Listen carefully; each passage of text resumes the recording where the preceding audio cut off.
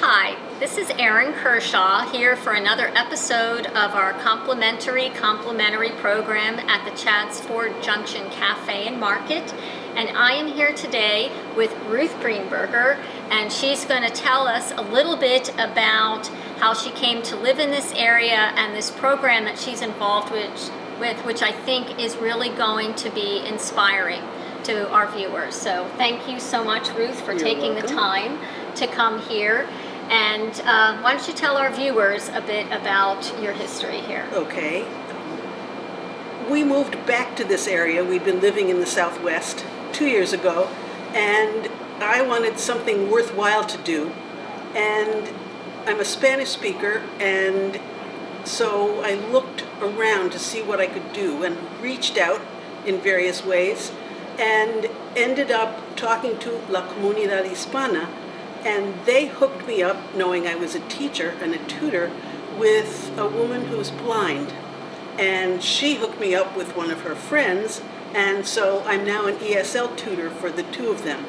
And that involves all kinds of things about the complications of their lives, as well as English. And I love every minute of it. We haven't been able to get together for a year, but we still talk on the phone regularly, so that's important. Meanwhile, I learned that at Kendall, where I live, there is an extensive group of people who tutor students in English. And that's a program that's part of the Kennett Library. And we have 50 tutors at Kendall, and I'm very proud of that. I didn't start the program, but I am glad to help support it.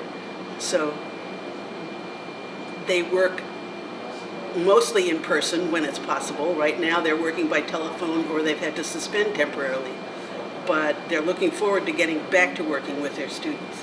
And this is through the Kennett Library? This is through the Kennett Library, yes. Okay, so if any of you are local and interested, is there any particular person at the Kennett Library they could reach out to get involved? Yes, it's Philomena Elliott is in charge of the ESL program, which involves courses as well as the individual tutoring. And you don't need to speak Spanish that was my next tutor question. People in English. In fact, sometimes it's better not to. Okay. And what kind of a time commitment is involved with this? That's negotiable between the tutor and the student, usually once a week, an hour or so. And in normal times, the student will come to you. You don't have to go to the student. Oh, okay. Most of our tutors meet with their students right at Kendall. Okay. And so would the library provide the tutoring materials then to teach you how to do this? Yes. They provide training, materials, and Philomena, who's the expert, is always available by telephone for people to call her and say, I need some more stuff, or this isn't working, or what do I do, or my student isn't showing up. She's great at problem solving. And your background, you were a teacher and a principal, right? Do you have to have a teaching background to be successful? No, not at all. You just need to be really interested in helping somebody learn English.